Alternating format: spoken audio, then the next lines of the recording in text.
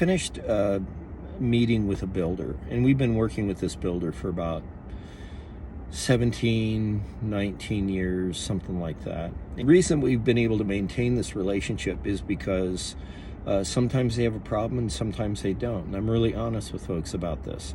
So if you don't have a problem, you tell them that. What I wanted to talk to you about was what happened was that there were symptoms inside the house. There was some bubbling and discoloration above a large baseboard. And when you took the baseboard back, there was some real serious issues. And these were under windows. Now, anytime you see this under a window, bing, bing, bing, you want to make sure that the windows are not leaking. So in this case, the builder took off the siding on the outside below the window. And what happened was that the Tyvek, somebody had raised the window about 8 inches, and nobody brought the Tyvek up to meet the bottom of the window.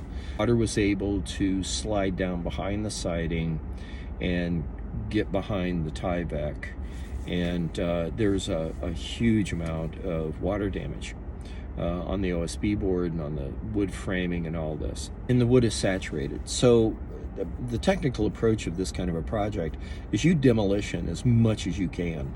You take out everything that's wet that you can, because I mean it's getting to be fall out here, and so the temperatures are getting lower, and it's really, really hard to dry wood out. But here's one of the other thoughts I wanted to make for you is that when you have a base plate, that's rotted, and you have a series of studs coming down and sitting on the base plate, and you have to take that base plate out.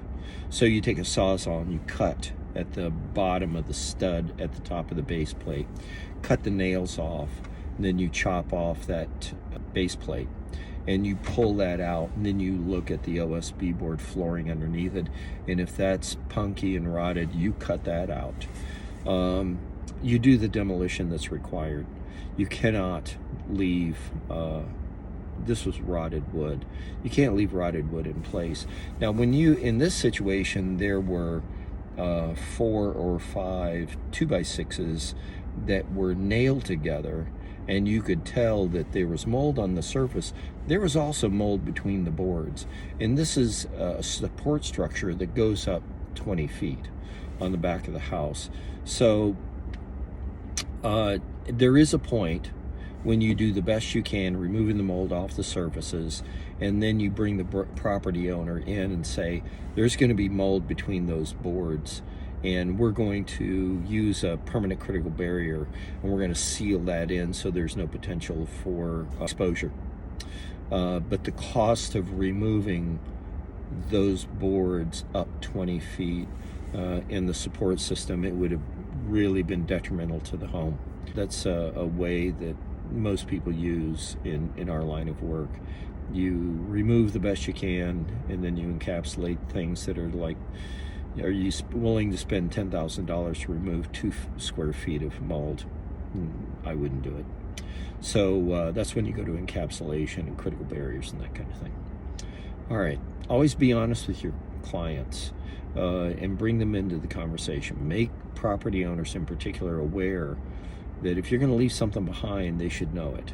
But give them some assurity there's not going to be an exposure potential to that.